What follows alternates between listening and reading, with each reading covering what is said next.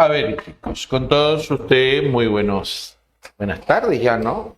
Ya es más de las 12, me parece. Muy buenas tardes con todos, chicos. A ver, voy a ver a quién ve en el chat, porque he visto que hay varios que han estado hablando o participando. Ahí está, muy buenas tardes, chicos. A ver, acá aparece Hugo. Hugo, muy buenas tardes. También está Nicolás. No, Nicole. Está chiquita la letra, no veo bien. Nicole, ¿no? Está Nicole, Yafé, Fabián, Angeli, Abigail. Ahí está. Muy buenas tardes con todos, chicos, ¿ah? Denise, Yamilé, Alessandra, Brenda. ¿Quién más está por acá? Dávila. Muy buenas tardes, chicos. Qué gusto, ¿ah? A ver, vamos a comenzar, ¿ya? Para resolver la primera pregunta, voy a recordarte la clasificación que hace la escuela neoclásica respecto al capital y de ahí otros capitales, como es el caso del capital financiero, ¿sí? A ver, los neoclásicos clasifican el capital en productivo y lucrativo. Este capital lucrativo es un capital que no va a generar nada nuevo, ¿no? O sea, el capital lucrativo no va a producir bienes y o servicios, pero lo que sí va a hacer es generarle ingresos al dueño, nada más. Por ejemplo, podríamos poner ahí a los alquileres. Los alquileres, el alquiler de una casa, el alquiler de un terreno, el alquiler de una maquinaria, al dueño le va a generar un ingreso, ¿verdad? Entonces ponemos acá que el capital productivo no crea, no genera bienes y o servicios, ¿ya? Solo va a generar ingresos para el dueño. Ejemplo de capital lucrativo están los alquileres, ¿sí? Ahí están los llamados alquileres, ¿sí? Luego tenemos acá en la escuela el capital productivo, que es un capital que obviamente va a producir, va a crear algún tipo de bien y o servicio. Y dentro de ese capital productivo, la subdivisión en fijo y circulante. El capital circulante se caracteriza porque se va a incorporar completamente al producto final. Si se incorpora completamente al producto final, me va a durar solo un proceso productivo, ¿no? Por ejemplo, podríamos poner la harina en una panadería, la tela en una fábrica de camisas, el motor de un auto en una fábrica de autos, todos ellos ejemplo de capital circulante. Lo voy a poner de esta manera. El circulante solo me dura un proceso productivo. Me dura un proceso productivo. Ya que se incorpora completamente al producto final. Se incorpora completamente al producto final. Entonces podríamos poner de ejemplo, vamos a poner otro colorcito, podríamos poner de ejemplo a la tela en una fábrica de camisas, la harina en una panadería y el motor del auto en una fábrica, obviamente, de autos, ¿no? Ya que ese motor se va a incorporar completamente al producto final. A eso se le llama capital circulante. Acá en la academia, ¿podría decir que la tiza es un capital circulante? Sí, la tiza es un capital circulante porque la TISA también se incorpora al producto final una sola vez, ¿verdad? El capital fijo es aquel capital que va a durar varios procesos productivos. Va a durar varios procesos productivos, ¿no? Poco a poco ese capital se va desgastando. Eso significa que se deprecia. Depreciar significa perder su valor poco a poco. Por ejemplo, las máquinas, ¿no? Las máquinas, conforme las vamos usando, poco a poco van perdiendo su valor. Eso significa que estas máquinas se van desgastando, depreciando, ¿verdad? La pizarrita. Esta pizarrita, también producto del uso, se va a ir desgastando poco a poco. El irse desgastando poco a poco significa que esta pizarrita se está depreciando, está perdiendo su valor poco a poco, ¿no? De manera general, el capital fijo podríamos poner ahí a la máquina, ¿no? La máquina sería un claro ejemplo de capital fijo. Muy bien. Esto es para recordar cómo los neoclásicos dividen el capital. Dentro de los otros capitales, ¿a quién voy a poner? Dentro de los otros capitales voy a poner al capital financiero. Mira, ve. En el capital financiero, si voy, por ejemplo, a una definición que da la escuela socialista, dice que el capital financiero resulta siendo una fusión del llamado capital bancario, el capital bancario, con el capital industrial, ¿no? Entonces, cuando se unen esos dos capitales, tanto el bancario como el industrial, voy a tener un capital financiero. Por ejemplo, mira, acá tengo al banco, ¿no? Y por acá tengo a la industria. Entonces, ¿qué va a pasar? El banco compra acciones de la industria. La industria compra acciones del banco. O sea, profesor, que en este caso va a ser algo mutuo, ¿verdad? Algo mutuo. Entonces es como si se agarraran mayor fortaleza, ya que cada una adquiere capital de la otra. Pero esto es una definición dada por la escuela socialista, ¿no? Por Carlos Marx. Hoy en día, la definición moderna de este famoso capital financiero es cuando solamente se realiza la siguiente compra: la compra de acciones, la compra de bonos, la compra de participaciones. Ahora sí, dicho esto, especialmente esta última parte, vayamos a leer y a responder la pregunta número 1. A ver. La pregunta 1 nos dice, a ver, lo leemos con calma. Dice: el Banco Santander compró participaciones minoritarias de 2 empresas de tecnología, ¿verdad? Dice, el Banco Santander compró participaciones de 2 empresas expertas en tecnología. Ahí está. Ahí está el Banco Santander, que ha comprado la participación, ¿no? Ha comprado la participación de 2 empresas expertas en tecnología. La empresa A y la empresa B. Ahí está. Compró esas 2 participaciones minoritarias de 2 empresas, ¿verdad? Entonces, hasta ese punto, eso encaja en qué tipo de definición.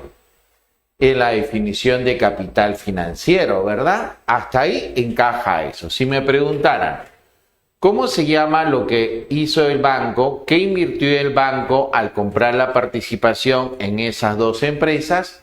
Mi respuesta sería capital financiero, ¿sí? Pero voy a seguir leyendo la pregunta. La pregunta que dice, a ver, dice lo siguiente. Una de ellas puede crear un perfil de un consumidor a partir de las fotografías almacenadas en su teléfono inteligente.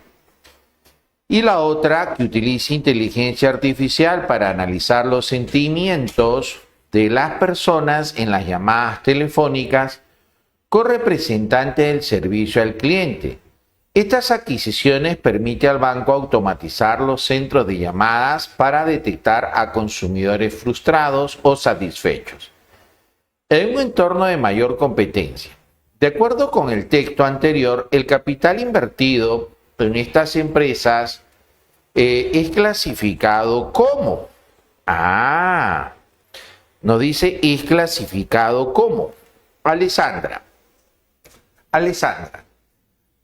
date cuenta que después que hemos analizado la primera parte, que son las dos primeras líneas, la narración que viene acá simplemente es un complemento, ya que nos detalla qué hacen cada una de estas empresas, ¿verdad? Es un complemento nada más. Al final la pregunta te dice, señor, ¿cómo se llama ese capital que este banco hizo sobre estas dos empresas? Y la respuesta sería, eso se llama el capital financiero, ¿verdad? ¿Está bien? ¿Cuál sería la clave entonces? Vamos a ponerla. La clave sería la alternativa Arequipa, ¿verdad? Arequipa. Muy bien, muchachos. ¿Sí? A ver. Entonces vamos a poner la respuesta para no tener problema, ¿no? Entonces acá la respuesta sería la alternativa A. Ya está. Ahora, vamos con la pregunta número 2. La 2. A ver, ¿qué sale con la 2? La 2 nos dice, a ver.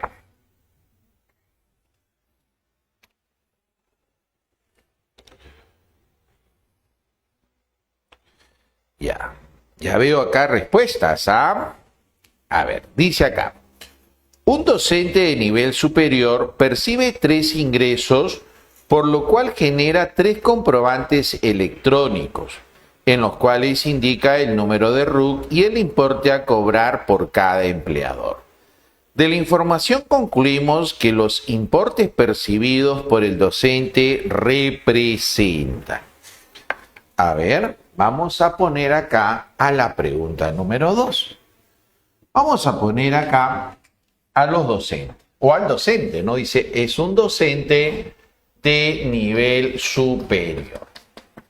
Ahí está ese docente, ¿verdad? Que dice que percibe un ingreso. Bueno, no percibe uno, dice percibe 3 ingresos, ¿verdad? 3 ingresos. Ahí está. Y por esos ingresos dice que él emite un comprobante, ¿no? Él es el que emite un comprobante. Y en ese comprobante tiene que estar su número de RUC, ¿no? El número de RUC es como una identificación ante la SUNAT, es tu código ante la SUNAT, ¿no? Entonces, si estás emitiendo un comprobante, lo que estás haciendo es emitir un R por H.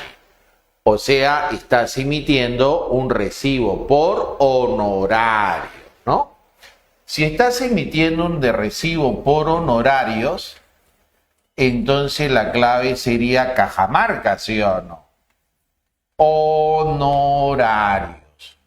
Profesor, ¿y podría ser sueldo?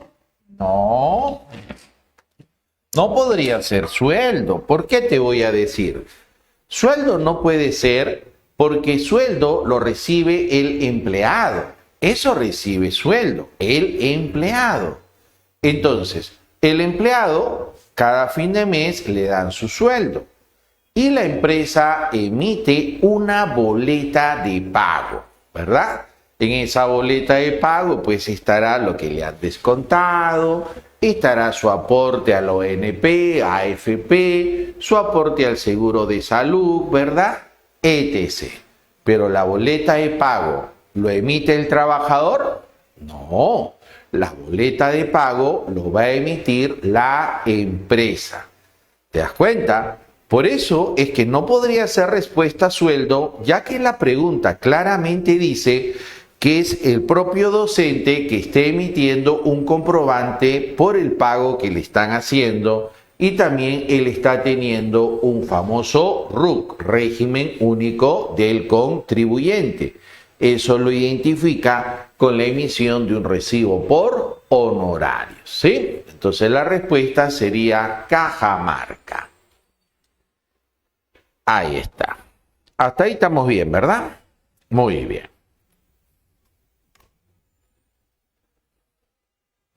Ya. Acá nos pregunta sobre qué son los jornales y también qué cosas son los emolumentos.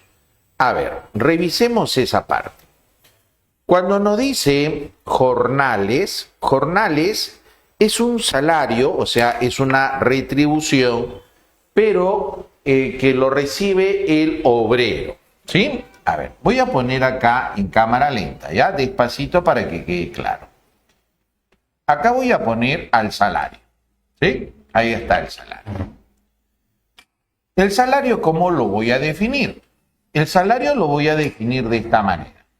El salario lo voy a definir como el precio del trabajo, ¿sí? El salario es el precio del trabajo. Entonces, cualquier trabajador va a recibir un precio por el trabajo que está realizando, porque nosotros los trabajadores lo que hacemos es vender nuestro trabajo y nuestro trabajo tiene un precio. Ese precio se llama salario. Ahora, de acuerdo por la actividad que el trabajador esté realizando, ese salario ya recibe un nombre en particular. Por ejemplo, si nos preguntamos cómo se llama el salario que recibe el obrero. El obrero realiza una labor fundamentalmente física. Eso realiza el obrero, una labor fundamentalmente física.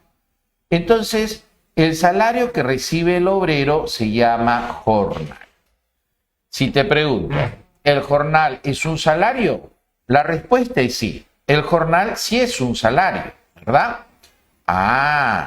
Profesor, si hablamos ahora del empleado, el empleado es aquel que tiene una relación continua de continuidad con la empresa.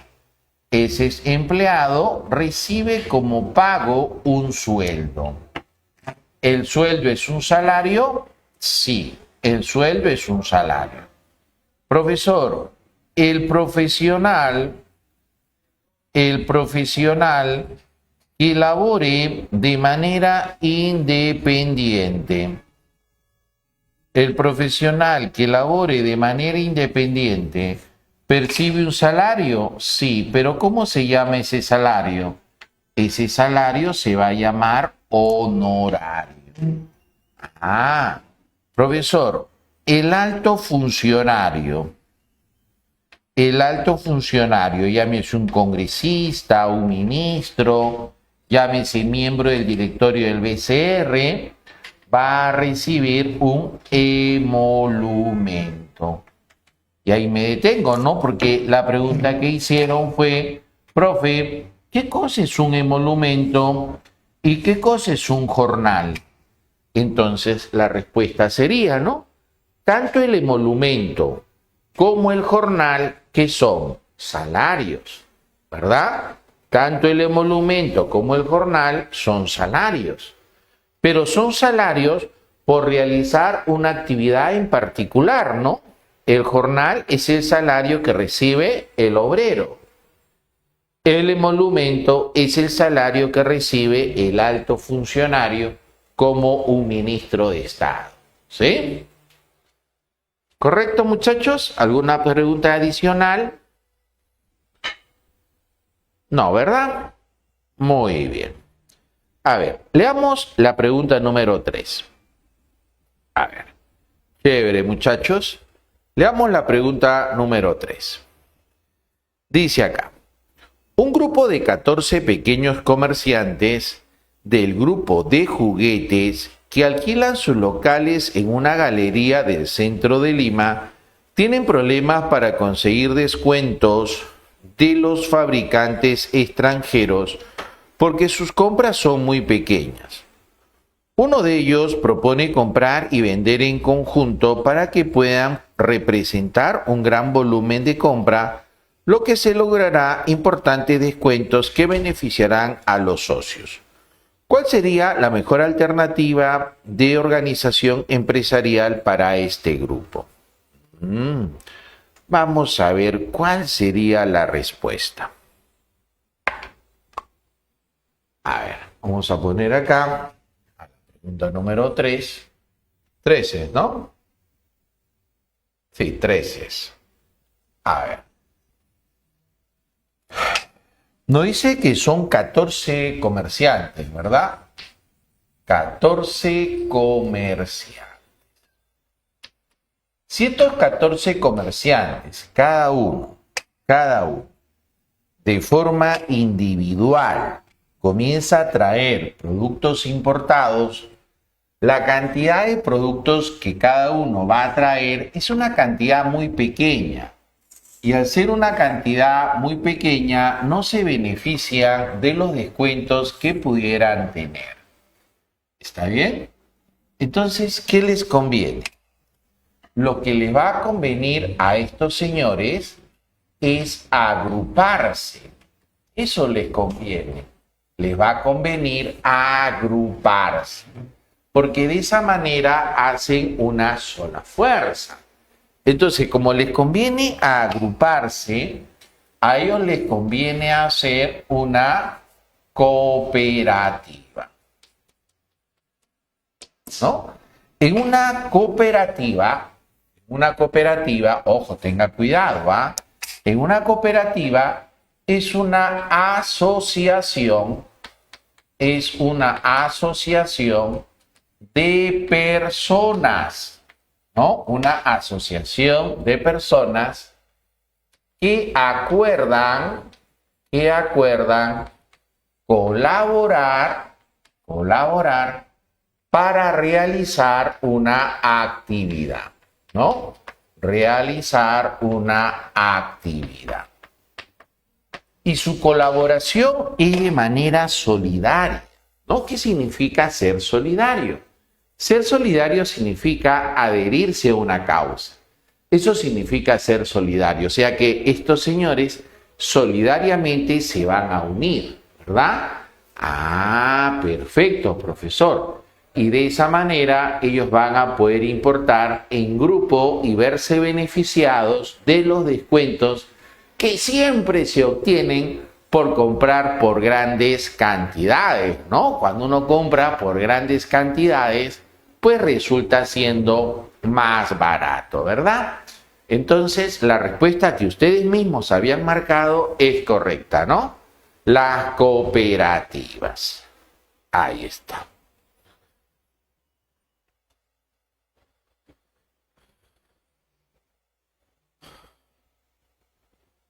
A ver, vamos con la 4.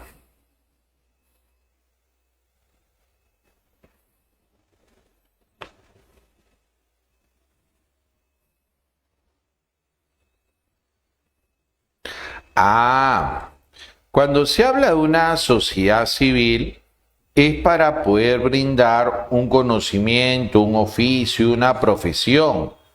Por ejemplo, los abogados que recién se gradúan, forman su sociedad civil, ¿no es cierto? Para poder ejercer en conjunto lo aprendido en la universidad. ¿Estamos bien, chicos? Muy bien.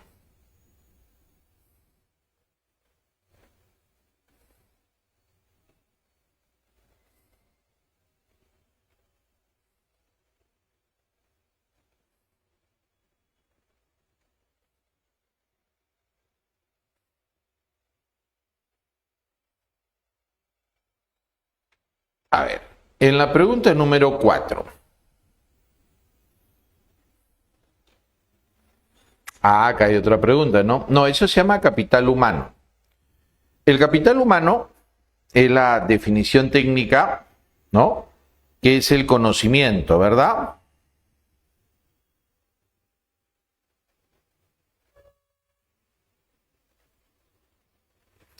¿No? El capital humano es el conocimiento que posee la persona producto de los años de estudio, ¿sí? La salud, ¿no? La buena alimentación. ¿Te das cuenta? En cambio, el capital intelectual podrías ponerlo dentro de, ¿no? Dentro del capital humano, ¿no? A ver, siguiente pregunta. Dice, el chef es un restaurante que acude a las 5 de la mañana al mercado Productores de Santa Anita para realizar las compras de verduras, tubérculos y especies para la elaboración de los diferentes platos para el local. Esta operación se realiza una vez por semana, solo o acompañado de algunos ayudantes de cocina. El capital constante que ha permitido la compra de insumos para la cocina representa un flujo dentro de un mercado. A ver, vamos a ver por ahí qué nos trae esto, ¿no? A ver, vamos a marcar acá la pregunta número 4. Ahí está la 4. A ver.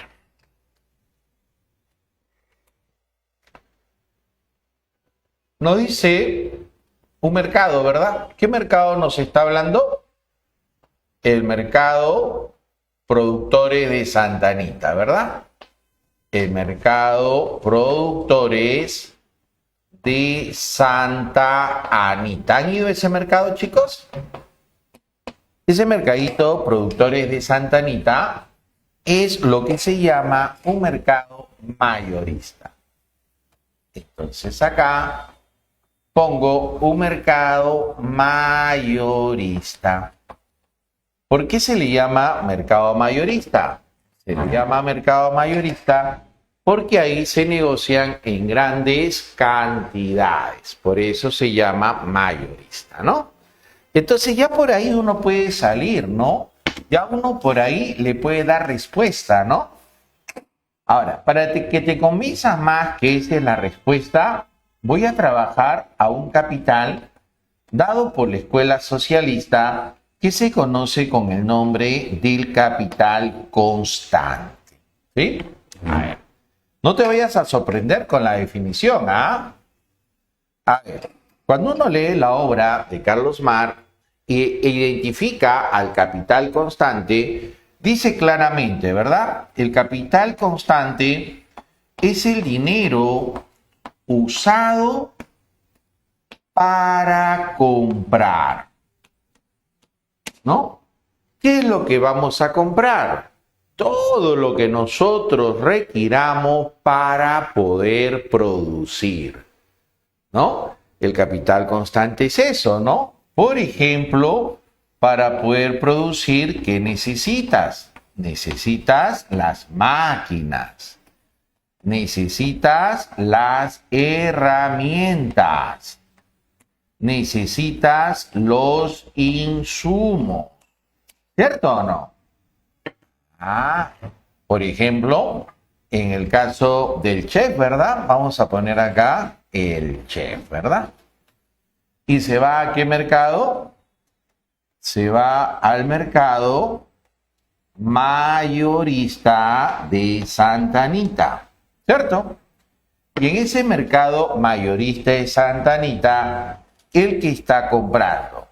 Bueno, pues profe, compra todo lo que requiere para poder cocinar, ¿verdad? Se me va a ocurrir poner algunos casos. Compra arroz, compra verduras, etc., ¿verdad? Y pregunto, ¿este arroz, estas verduras, no es acaso un producto o productos? Sí, ¿verdad? Profesor, y por consecuencia, él tiene que hacer un pago, ¿sí o no? Ese dinero usado para comprar eso, ¿qué capital sería? El capital constante, ¿verdad? Eso sería el capital constante. Ese pago recibe el nombre de flujo nominal o monetario. Y ese flujo nominal que le entregó en ese mercado mayorista fue para adquirir determinados productos que le van a permitir poder producir. Ahí está. Ya con eso creo yo que es suficiente para que ustedes puedan dar su respuesta, ¿verdad? Así es, chicos, así es. Muy bien, Jocelyn. Esa es la respuesta, ¿no? La alternativa Dinamarca. ¿Cómo están? ¿Cómo se sienten, muchachos, a vísperas del examen de admisión? Ojo, que ya no se me amanezcan, ¿ah? Ya no se amanezcan, ya no es necesario amanecerse. Ahora lo que tienen que hacer es afilar su hacha para dar su examen de admisión. ¿Estamos bien? Confía en lo que conoces, ¿sí? Sea mucho o sea poco, confía en eso. Lo que debes preparar es tu estrategia de cómo vas a hacer para dar tu examen de admisión, ¿verdad? Recuerda que los partidos se pueden ganar incluso hasta en el último minuto, en el último segundo, ¿sí? Así que no te vayas a desesperar. Bien, a ver. Vamos nosotros con la siguiente preguntita, ¿no?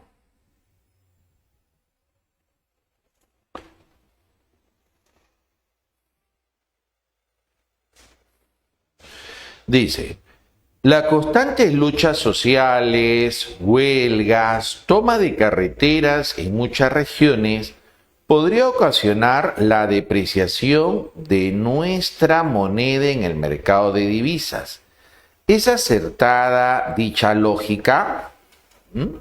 ¿Es acertada dicha lógica? A ver, vamos a ver. A ver, pregunta número 5. Ya está. 5, ¿no? Sí se ve, ¿verdad? Sí, sí se ve. A ver. En la pregunta número 5 dice, las luchas sociales. Las luchas sociales. También habla de las huelgas, ¿no? Las huelgas, pues, es la negativa a trabajar, ¿cierto? Esa es una huelga. Si no se trabaja, no se produce. Y también dice la toma de carretera, ¿no? Eso es un bloqueo, ¿no? Y si se da ese bloqueo, se restringe el comercio. Eso es lo que hace el bloqueo de carreteras, ¿no? Ahora, nos dice que debido a esa situación, entonces la moneda nacional se deprecia. ¿Te acuerdas qué significaba depreciar? Depreciar significa perder valor, ¿no? La moneda nacional pierde valor. Y es más, cuando decimos depreciar, eso significa que es el mercado quien lo ha provocado. Porque si el BCR fuera el que lo hubiera provocado, entonces el término a usar sería devaluar, ¿sí? Pero para que usted lo pueda visualizar, vamos a poner por acá lo siguiente. Acá voy a poner un pequeño datito, ¿sí? A ver, digo, $1 cuesta 2 solcitos. Si $1 cuesta 2 solcitos, ¿cuánto costará un solcito? Profe, un solcito costará 50 centavitos de dólar. Ahí está. Si el tipo de cambio sube a $1, 3 solcitos, ¿ya? $1, 3 solcitos. ¿Cuánto valdrá un solcito? Un solcito valdrá 0.33 centavos de dólar, ¿verdad? Ahora, si este tipo de cambio se eleva, si este tipo de cambio sube, claramente la moneda nacional ha perdido valor, ¿verdad? Entonces ponemos el sol pierde valor. ¿Por qué afirmo que el sol pierde valor? Porque mira, Antes un sol valía 50 centavos de dólar, ¿sí o no? Ahora, ¿cuánto vale un sol? 0,33 centavos de dólar. Por lo tanto, el sol estaría valiendo menos, ¿cierto? Si el sol vale menos, el sol está perdiendo valor. Si el sol está perdiendo valor, entonces sería válido, sería recontraválido que tú digas, se devalúa o en su defecto se deprecia. ¿Ya? Se devalúa o en su defecto se deprecia. Devaluar, el término devaluar es cuando el Banco Central lo ha provocado. Depreciar es cuando ha sido provocado por el propio mercado. ¿Vale? Acá no dice que ha sido depreciado. Por lo tanto, el propio mercado ha provocado que este tipo de cambio se eleve. Ahí está. ¿Por qué es importante que llegue a esa conclusión de que el tipo de cambio subió por el mercado? Por lo siguiente, porque si es el mercado quien lo ha provocado, entonces acá entra a tallar la oferta y la demanda, ¿verdad? ¿Qué te dice eso? Mira, la oferta y la demanda. Para que el tipo de cambio haya subido, entonces la demanda de dólares ha tenido que haber subido. Si la demanda de dólares sube, eso presiona que el tipo de cambio suba. ¿Y por qué puede haber subido la demanda? Porque como hay todo esto, puede haber generado un pánico en la sociedad y la sociedad opta en refugiarse en el dólar para conservar valor. Lo otro puede ser que la oferta de dólares haya bajado. Y si la oferta de dólares baja, el tipo de cambio sube. Profesor, ¿por qué la oferta de dólares bajaría? Porque como hay luchas sociales, huelga y toma de carretera, eso hace que el riesgo país aumente. Si el riesgo país aumenta, entonces las inversiones no entran al país, porque hay más riesgo. Si las inversiones no entran, la oferta baja. Otra situación también importante es, como hay huelgas, no se está produciendo. Como hay toma de carreteras, el producto no va a llegar a puerto, entonces no se está exportando. Y si no se está exportando, no van a salir productos y por consecuencia tampoco van a entrar dólares. La oferta de dólares bajaría. Entonces, estimado estudiante, en la alternativa que yo vaya a marcar, yo tengo que encontrar alguno de estos enlaces, ¿verdad? Debe haber una expresión de demanda o en su defecto de una oferta de dólares que me genere un incremento en el tipo de cambio, ¿verdad? A ver, ubica la clave.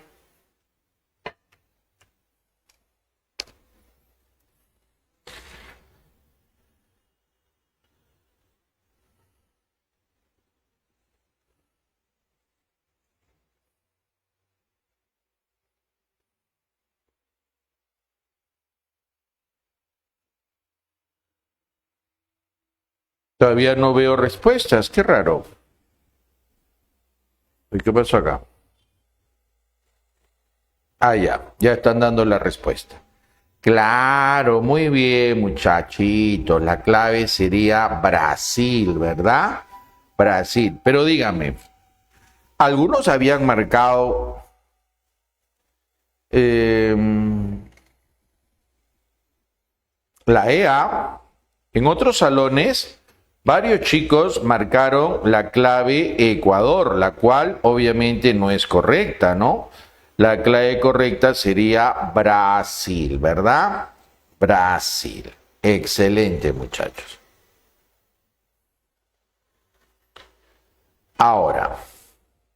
Ahora les voy a pedir, muchachos, que tomen foto.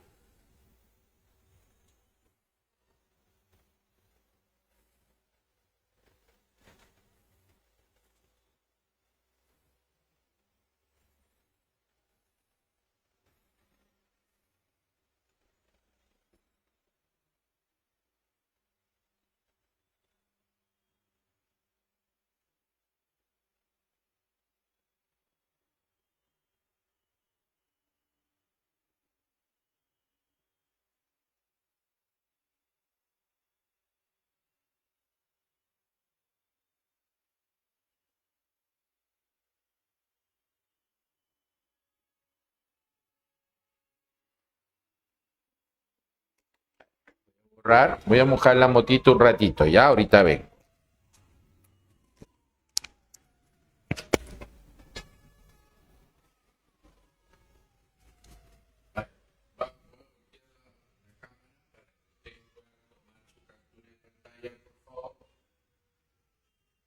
Tómenle su capturita, chicos. Ya está. Sí, ¿no? Voy a girar para que terminen de tomarle la captura de pantalla a toda la pizarra. Ahí está. Tómenle, por favor. Ya, ahora sí lo voy a borrar, ¿ya?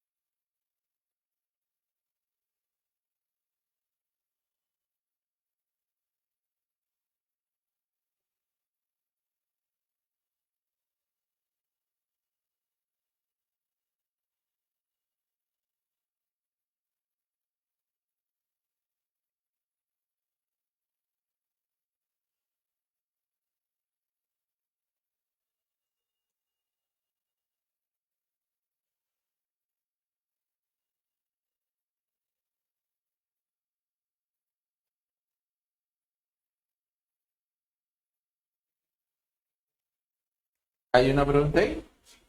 Ah, ya la vi acá al final. Dice acá, profesor, en la pregunta 5, ya, la alternativa A podría ser la correcta si esa reducción de la demanda de divisas se referiría a la moneda local o siempre se refieren a los dólares. A ver qué dice acá.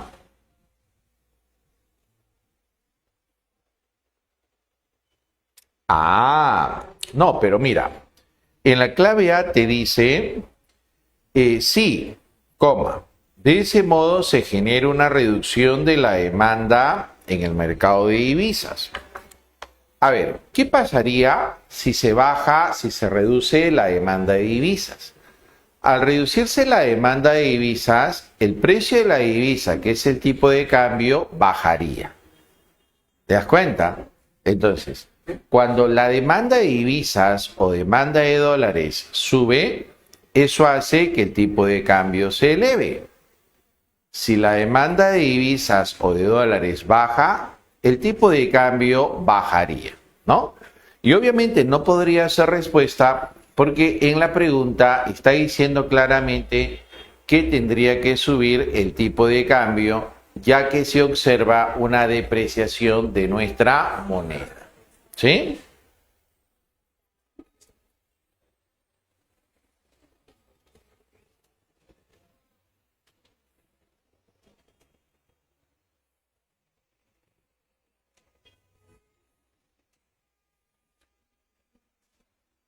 A ver, trabajemos un poquitito esta relación de las monedas, ¿ya?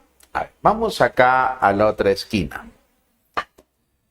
A ver, para que quede claro, ¿sí? Y no vayan con dudas a su examen. A ver, muchachos.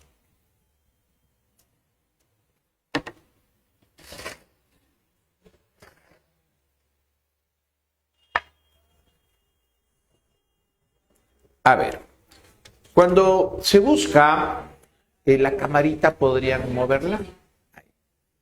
Cuando se busca definir el tipo de cambio, la definición clásica es el precio de la moneda extranjera en términos de la moneda nacional, o sea, definirlo así, ¿no? Un dólar cuesta 2 soles. Un dólar cuesta 2 soles. O sea, el precio de la moneda extranjera en términos de la moneda nacional. Ahí está el tipo de cambio, ¿verdad? Pero eso no significa que definirlo de otra manera esté mal, porque podríamos hacerlo así, ¿no?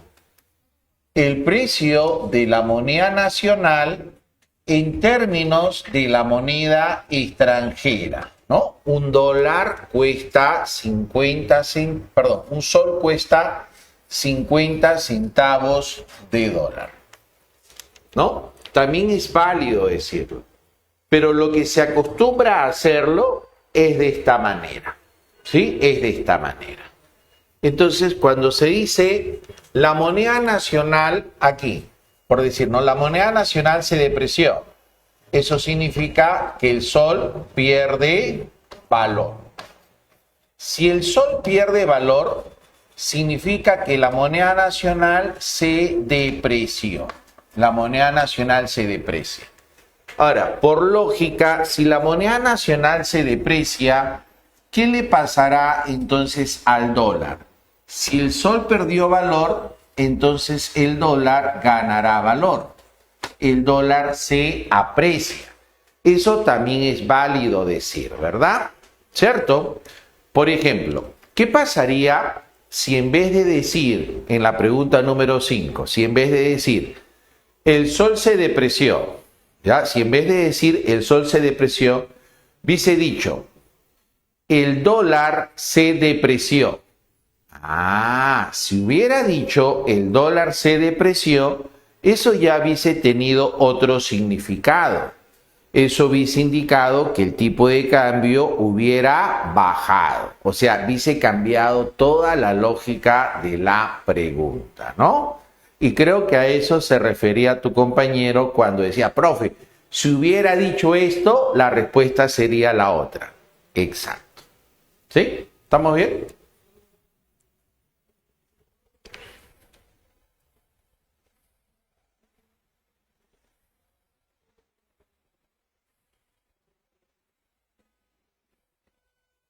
Bien, chicos, chévere. A ver, vamos con la pregunta número 6. La pregunta número 6 nos indica lo siguiente.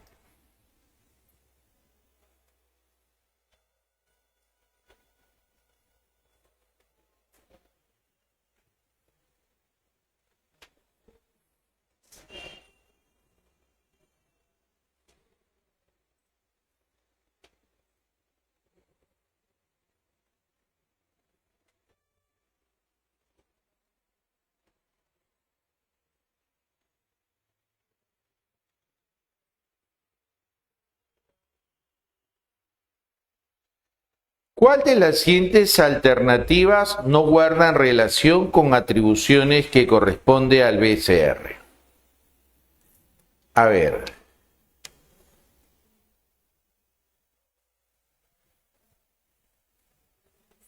Acá veo que están marcando la A y la E. Entre la A y la E está la discusión entonces. A ver, pero el Banco Central de Reserva sí regula el crédito.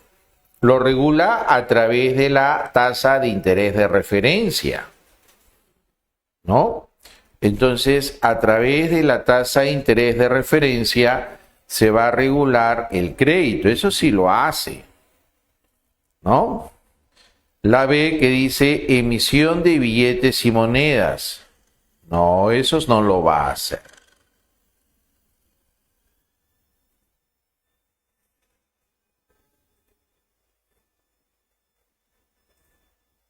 ¿No?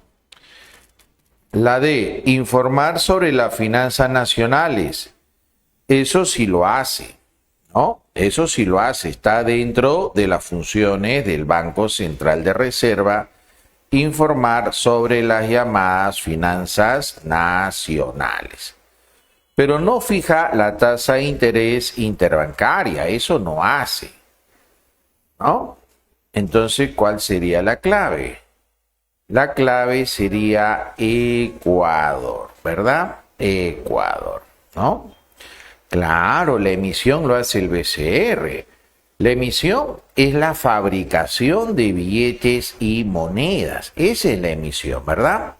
Eso se llama, pues, la emisión primaria, ¿no? Eso se llama la emisión primaria, ¿no? La emisión primaria es la fabricación de los billetes y monedas. ¿De acuerdo, chicos? Muy bien.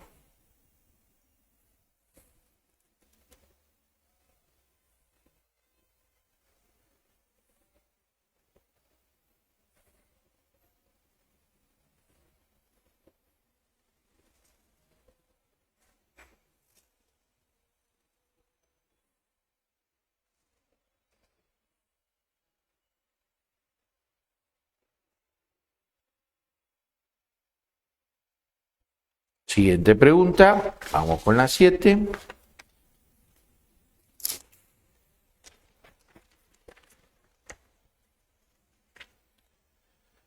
Cuando un país experimenta altos niveles de inflación y las expectativas por parte de los agentes económicos son poco optimistas, frente a este escenario existe una desconfianza generalizada en los distintos sectores. He de esperar que ocurra una, ¿no? He de esperar que ocurra una.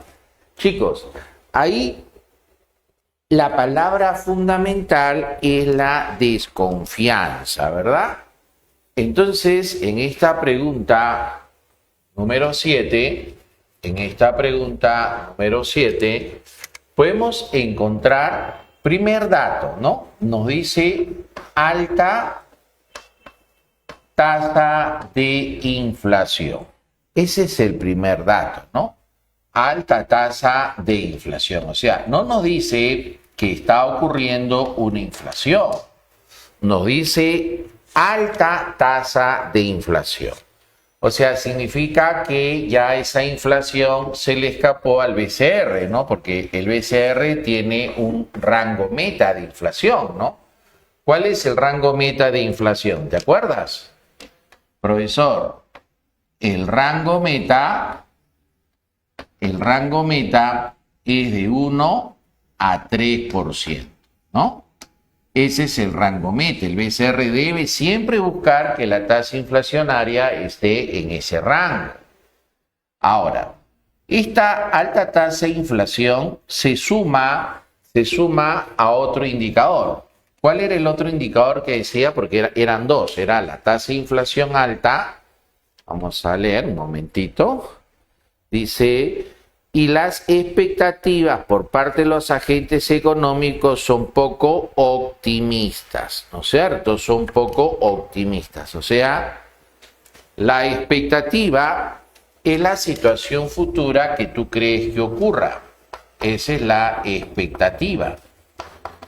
La expectativa es poco optimista. Entonces, al decir que es poco optimista, significa que la gente no crea que las cosas van a mejorar, ¿verdad? Entonces, no se cree que vaya a mejorar. Entonces, estas dos situaciones que generan que haya un problema ¿con qué? Con la confianza, ¿verdad? Esa confianza prácticamente se rompe.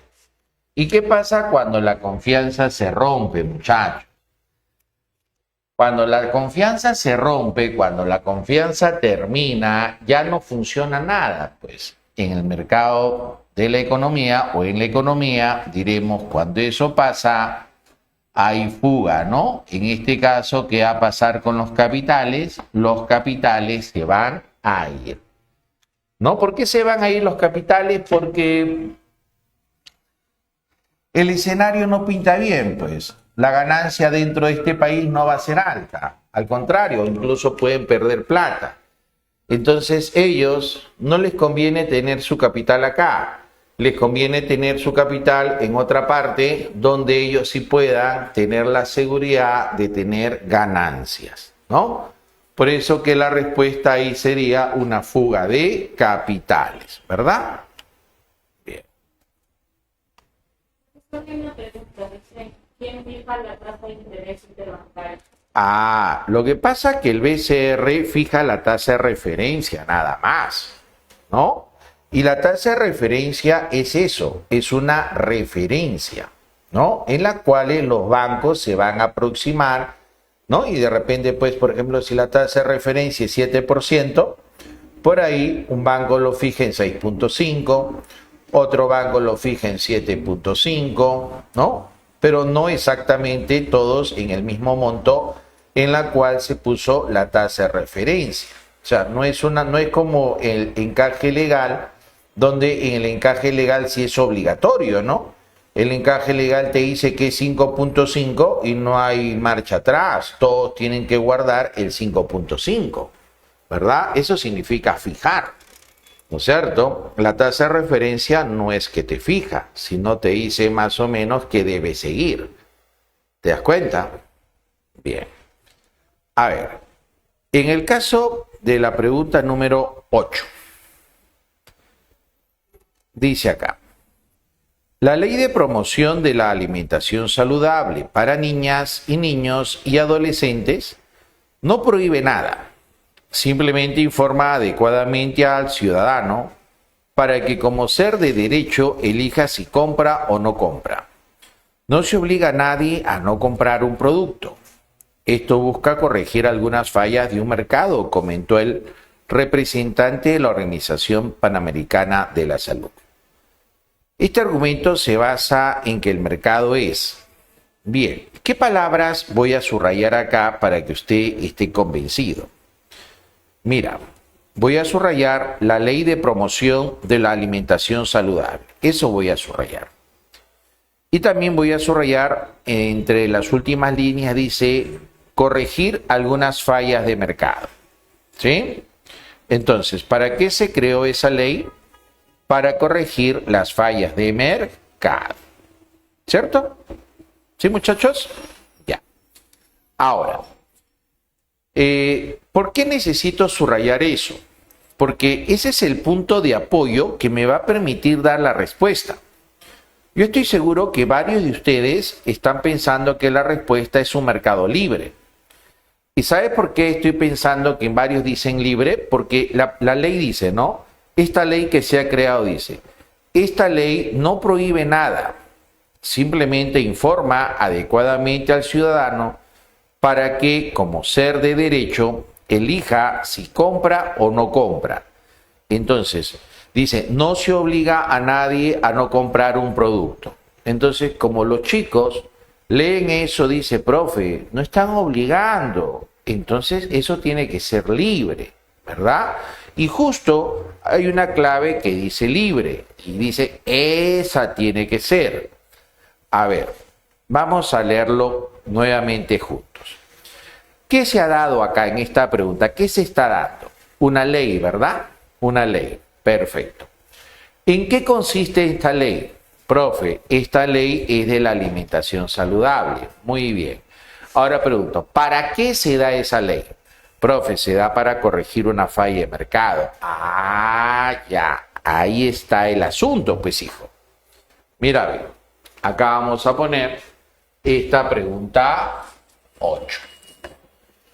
En esa pregunta 8 hay una ley sobre la alimentación saludable. Y en esa ley te narra en qué consiste, ¿verdad?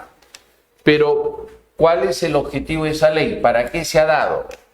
Profesor, esa ley se ha dado para poder corregir una falla de mercado. Perfecto.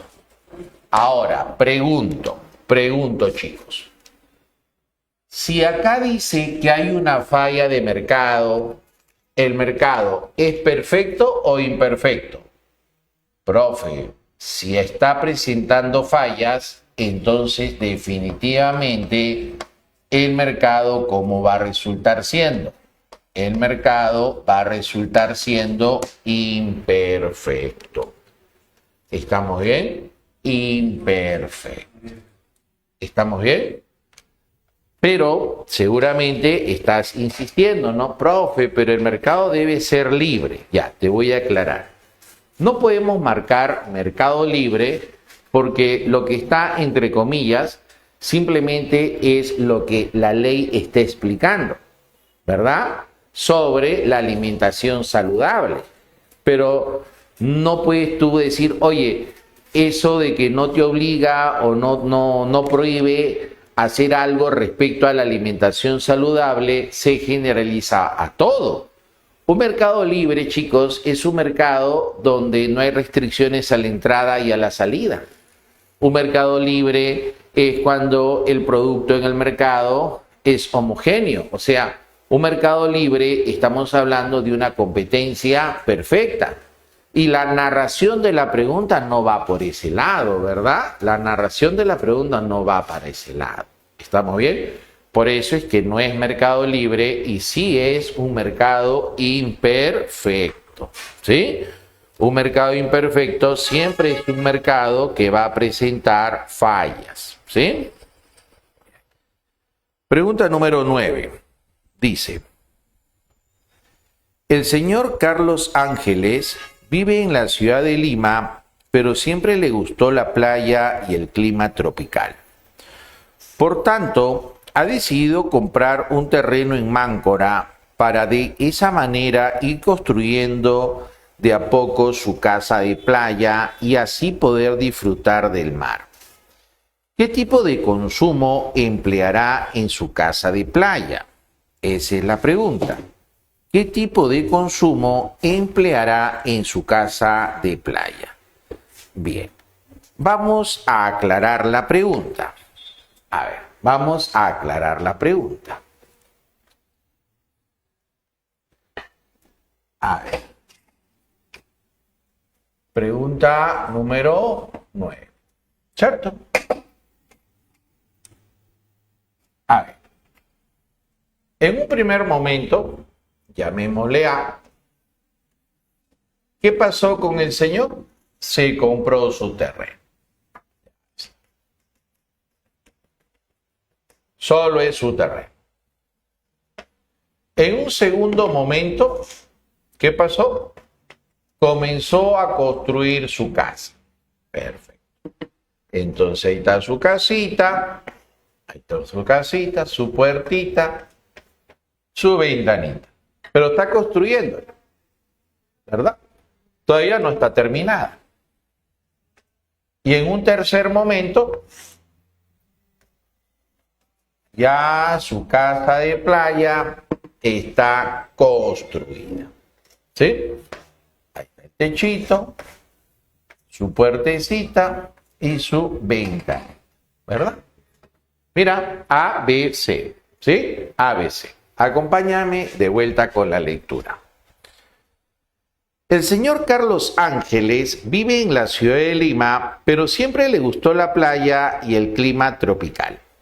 Por lo tanto, ha decidido comprar un terreno en Máncora, eso representaría A, para que de esa manera ir construyendo de a poco su casa de playa y así poder disfrutar del mar. Eso sería B, ¿verdad?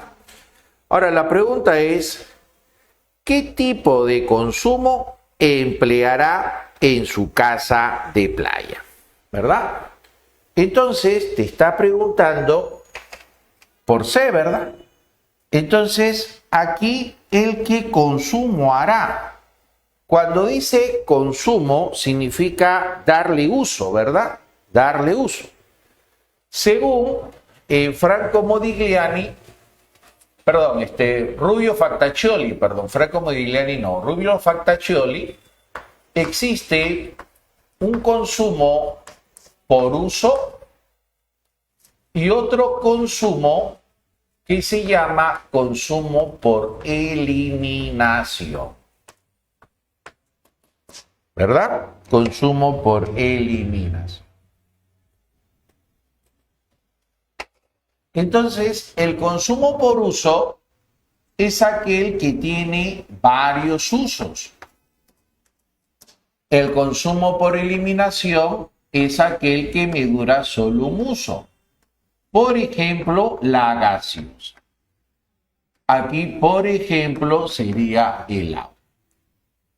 En el caso de la casita de playa, ¿en cuál incluye?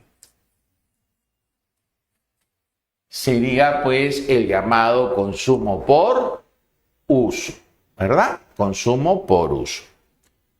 Ahora, en el material de la presa San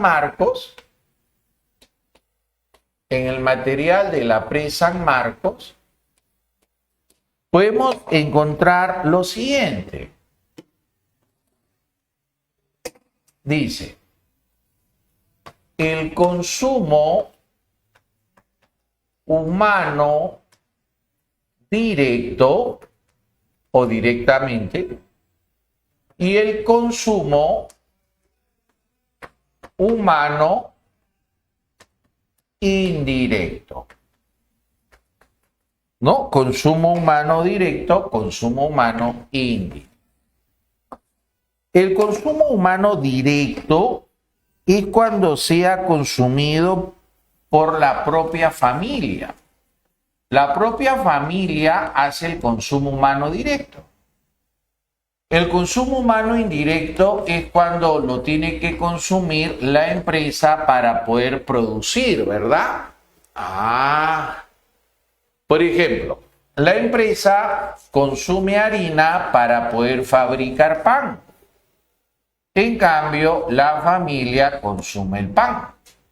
El pan sería consumo humano directo y la harina sería consumo humano indirecto. ¿Sí? ¿Se entendió esa parte, muchachos? Muy bien. Entonces, ¿qué marcaríamos en la pregunta 9?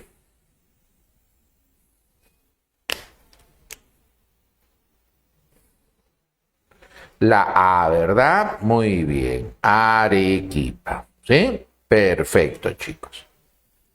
A ver, la pregunta 10.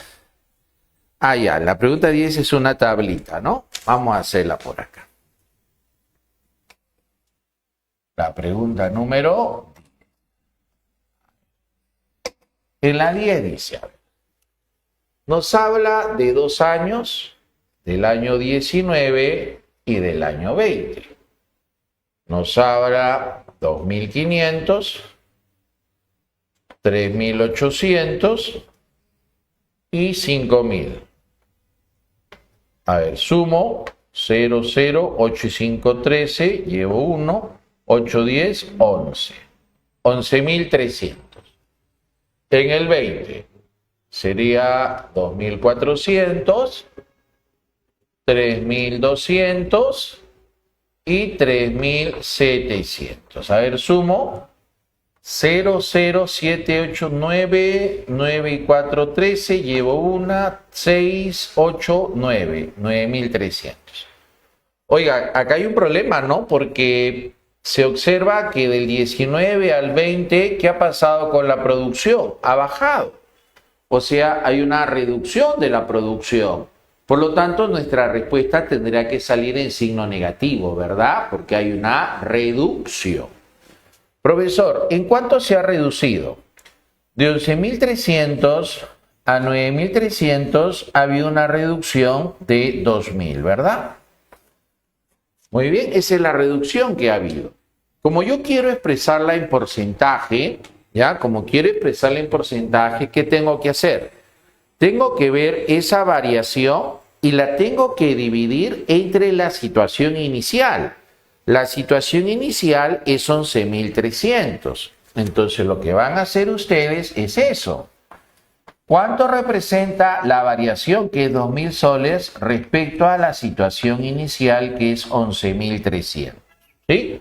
Ojo que va a salir con signo negativo porque es una reducción, ¿verdad, muchachos?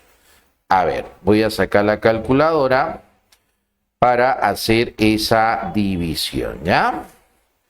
Sería 2.000 entre 11.300. O sea, sería menos 0.17, ¿no?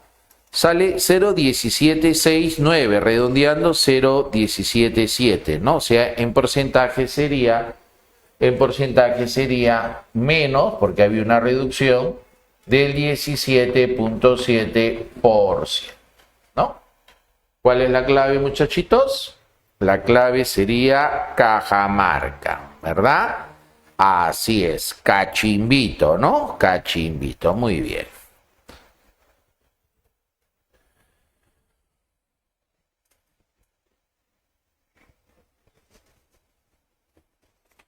Once dice, el presidente de la Federación Peruana de Cajas Municipales, Ahorro y Crédito, en una reciente entrevista a una agencia de noticias, manifestó su optimismo de crecimiento en el sector. Esto se debe a la última disposición de la autoridad regulatoria que permite el aumento de los fondos en moneda local y americana prestables dentro del sistema financiero.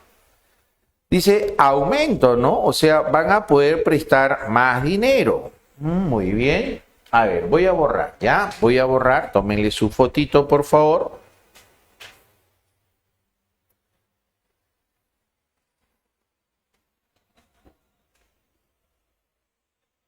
Ah, acá hay una pregunta, ¿no? Acá dice, y en el caso del improductivo, ¿no? En el caso del improductivo es aquello que genera daño, ¿no? Por ejemplo, la droga, el licor, ¿no? Ese sería el llamado improductivo, ¿sí?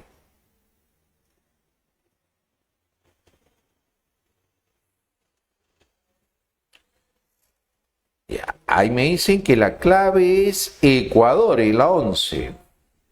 A ver, no sé, vamos a ver, vamos a ver. Pero lo borro, ¿no? Ya le tomaron su fotazo. Sí.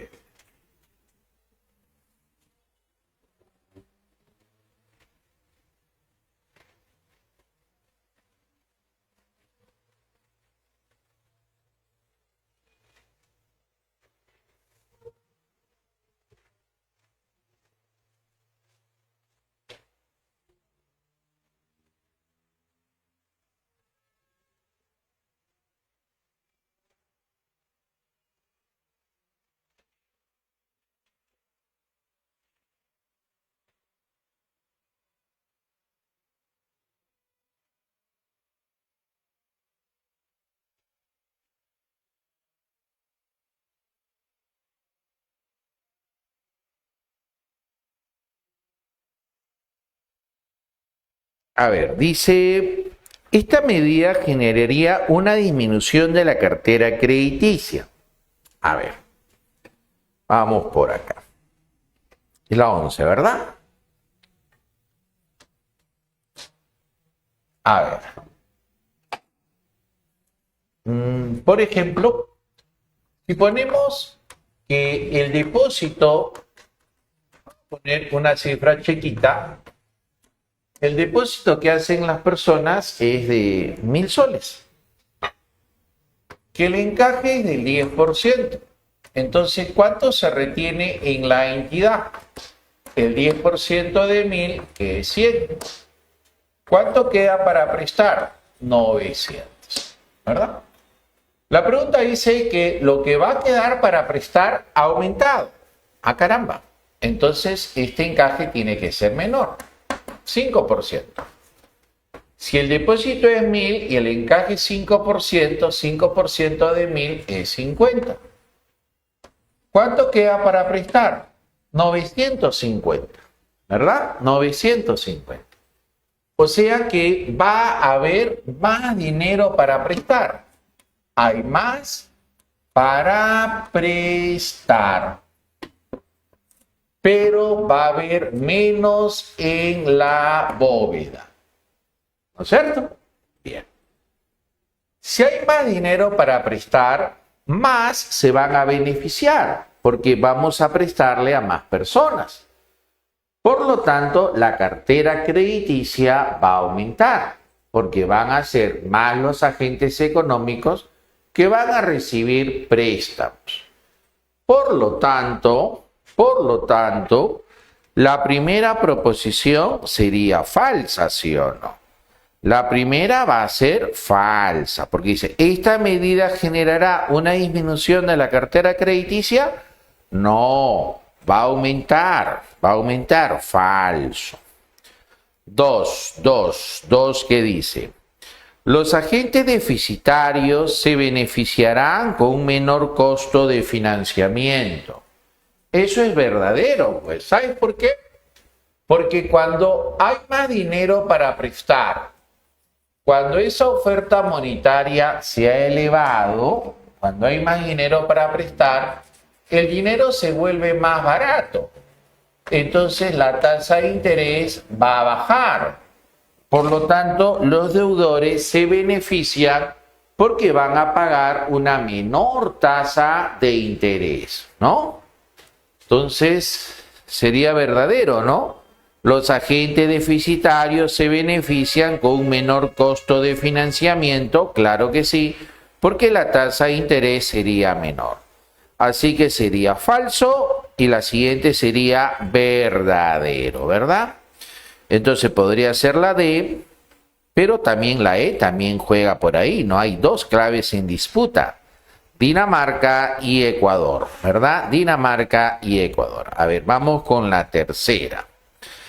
La tercera dice, se busca aumentar los fondos en bóveda de las instituciones financieras. No, pues eso es falso, ¿verdad? Claro, porque la cantidad de dinero que queda en bóveda es menor, ¿verdad? Es menor, ya lo hemos visto, está en la pizarrita. Entonces, la D podría ser, ¿no? La D podría ser, dedito, ¿no? Ahí está.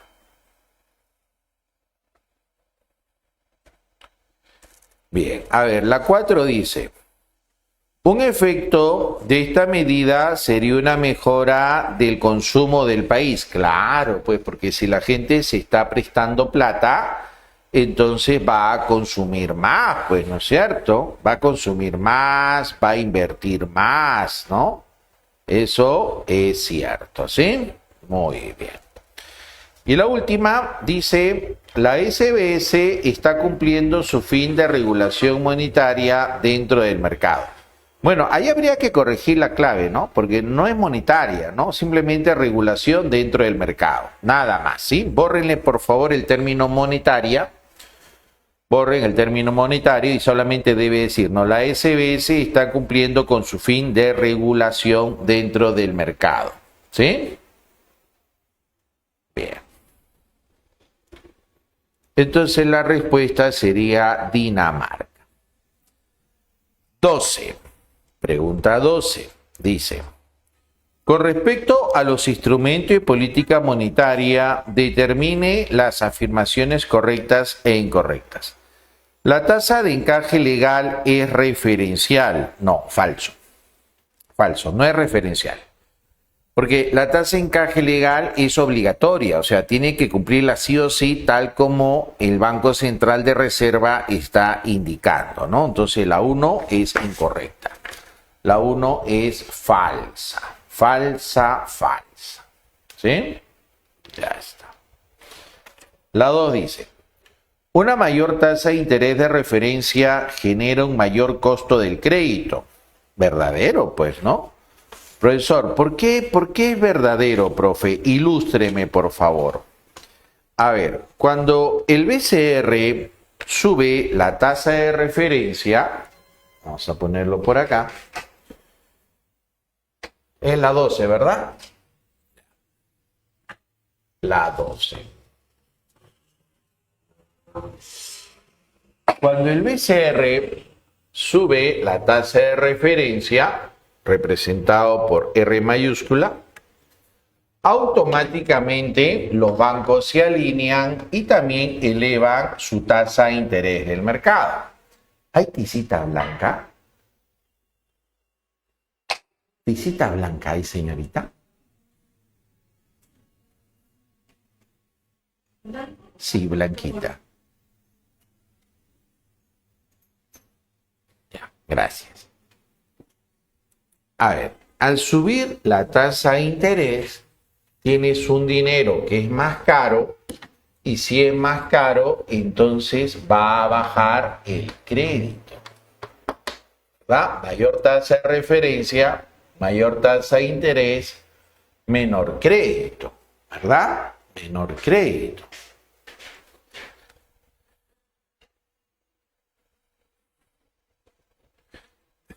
Y ahí dice en la proposición, una mayor tasa de interés de referencia genera un mayor costo del crédito verdadero, por eso que el crédito baja. Entonces la 2 es verdadero. La 3, la tasa de referencia evita la dolarización de la economía. No, pues eso no lo hace. No evita que la economía se dolarice. Entonces la 3, ¿qué sería? La 3 sería falso, ¿verdad? La 3 sería falso.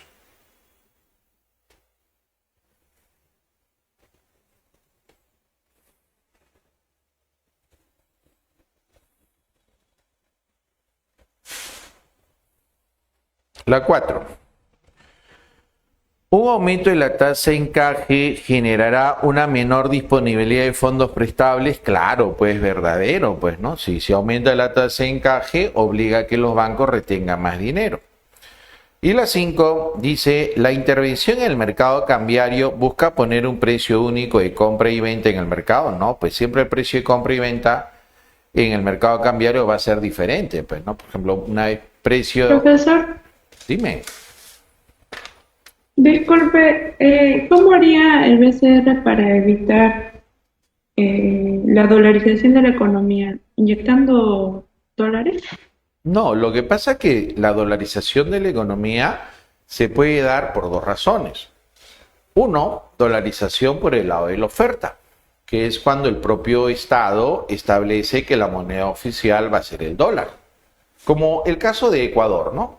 Ecuador es una economía dolarizada porque su propio gobierno ha establecido el dólar como moneda oficial. La segunda forma de dolarizarse es por el lado de la demanda, que es cuando la propia población se refugia en el dólar, ya que resulta siendo una moneda muy estable. Eso se va a presentar cuando las economías tienen altas tasas de inflación, ¿no? Si las economías tienen unas altas tasas de inflación, entonces la economía busca refugiarse en el dólar. ¿Sí? Bien. Pero, profesor, sí, pero entonces, ¿cuándo inyectarían dólares? Porque si no me equivoco, eso puede No. hacerlo el BCR. No, pero eso es distinto. O sea, una cosa es la inyección de dólares en la economía Y otra cosa es que tendríamos que hacer para dolarizarnos. Para dolarizarnos es lo que te expliqué. Ahora, la otra cosa que me estás preguntando es distinta, ¿no? Por ejemplo, el BCR inyecta dólares al mercado cuando hay una escasez de dólares, ¿no? Entonces, si faltan dólares en el mercado, el BCR tiene que inyectar dólares. Pero eso no se llama dolarización. ¿Está bien? Y Ok, profesor, gracias. cuando hay una abundancia de dólares, el BCR tiene que retirar dólares del mercado. Y al retirar dólares del mercado, eso lo guarda en la reserva internacional. Por eso es que la reserva internacional se eleva. ¿Te das cuenta? Eso es lo que ocurre. ¿Sí? A ver, por ejemplo, vamos a imaginar que existe una crisis, pero muy fuerte, y del Perú haya una fuga de capitales. Entonces se llevan sus dólares. Uy, nos dejan sin dólares dentro de nuestro país. Entonces ahí, por ejemplo, en esa situación de faltante de dólares, el Banco Central de Reserva tendría ahí que inyectar dólares. Entonces se metería la mano al bolsillo, que es sus reservas, saca dólares y los vende a través de la banca privada y ya inyecta de dólares a la economía nacional, ¿verdad? Entonces, ¿cuándo el BCR inyecta dólares al mercado? Cuando en el mercado faltan dólares. ¿Cuándo el BCR compra dólares del mercado? Cuando en el mercado hay una abundancia de dólares. ¿Te das cuenta? Entonces, de esa manera, el BCR inyecta o saca. Pero lo otro de la dolarización, eso va por el lado de que el dólar sea o no sea nuestra moneda oficial o, en su defecto, nuestra moneda de mayor uso. ¿Se entendió esa diferencia, chicos? Sí, profe, muchas gracias. Chévere, muchachos. Gracias a ti, campeona, que nos ha permitido esclarecer una pregunta muy interesante, a que yo estoy seguro que varios de tus compañeros tenían esa duda. Así que un like para ti, campeona. ¿Sí? A ver. Siguiente. Estamos en la 13. Uy, faltan 4 ya. Al toque. La 13 creo que era directa, ¿no? A ver, ¿qué marcaron en la 13? Todos la B. A ver, vamos a ver la B. 1C, baja productividad, deficiencia de servicios educativos. Correcto. 2, costo de la formalidad, excesivos trámites. Perfecto. Clave, Brasil. 14 dice, con respecto a la cuenta corriente de la balanza de pagos, es correcto afirmar que las utilidades canalizadas al país de origen se registran en las transferencias corrientes. No, porque las utilidades van en la renta de factores. La 1 es falsa. 2, las transferencias corrientes se registran a valores FOB. Toda la balanza de pagos, muchachos, se hace a precio FOB. Toda. Entonces la 2 es verdadera. 3, ¿será positiva siempre que la balanza comercial registre un superávit? No, no puedo afirmar eso, porque ese es solo un pequeño rubro de toda la balanza en cuenta corriente. 4, ¿el turismo y transporte son partidas de la balanza de servicios? Sí. Así que la clave sería Ecuador. 2 y 4. Y la última. Nos habla de unas elasticidades. A ver, vamos por acá. Las elasticidades en la pregunta número 15, ya para terminar e ir a almorzar. A ver. Mira, así a pulso nomás, ¿ah? A ver, 2 puntos. Punto A, punto B. En el punto A nos dice que el precio es 6 y la cantidad 150. En el punto B, 7.2 y la cantidad 135. Mira, cuando tú sacas una elasticidad punto, ¿sí? Cada punto de la curva tiene una elasticidad diferente. Si tú vas subiendo a lo largo de la curva, la elasticidad cada vez va a ser mayor. ¿Ok? Si quieres una elasticidad más estable, tienes que calcular la elasticidad arco. La elasticidad arco se calcula de esta manera. La cantidad 2 menos la cantidad 1 dividido sobre la cantidad 2 más la cantidad 1. Todo eso, precio 2 menos precio 1 dividido entre precio 2 más precio 1. A ver, ¿cuánto es la cantidad 2? 135. 135 menos 150 y abajo la suma. Precio 2, 7.2 menos 6, 7.2 más 6. Sigo, acá sería 15, 285, 1.2, 13.6, no, 13.2, ¿verdad? 13.2. Extremos y medios. Sería 15 por 13.2 dividido entre 285 por 1.2. ¿Cuánto sale eso? Eso te va a salir 0.58. ¿Está bien o no? 0.58. Ahí está. Bien, muchachos. Ahí está. Entonces, chicos, ahí nos vamos a quedar deseándole a todos ustedes, muchachos, que van a postular ya esta semana, éxitos a todos ustedes. Vayan con la intención de disfrutar su examen. Vayan con la intención de dar todo lo mejor de ustedes. No vayas a pensar en el resultado. No pienses en eso porque eso te va a sobrecargar. Ya, y eso no es bueno. Piensa en disfrutar, piensa en darlo todo. Piensa que el partido dura 90 minutos, ¿verdad? 90 minutos bien jugados. Incluso los partidos se pueden ganar al último momento. ¿Sí? Listo, chicos. Éxitos a todos. Nos vemos. Cuídense mucho. Muchas gracias, profesor. Hasta luego.